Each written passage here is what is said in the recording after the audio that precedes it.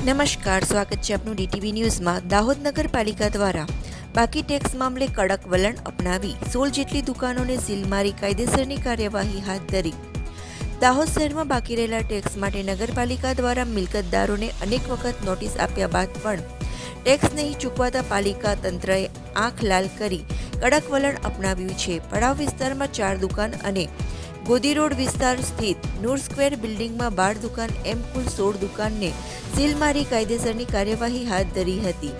તેમજ પાલિકા દ્વારા આગામી સમયમાં જે મિલકતદારોનું એનઆરપી બાકી છે અને નથી ભરપાઈ કરતા તેવી મિલકતો પણ સીલ કરાઈ કાર્યવાહી હાથ ધરવામાં આવશે। પાલિકાની કાર્યવાહીથી ટેક્સ મામલે બેદરકાર રહેલા મિલકતધારકોમાં ફફડાટ ફેલાયેલો જોવા મળી રહ્યો છે।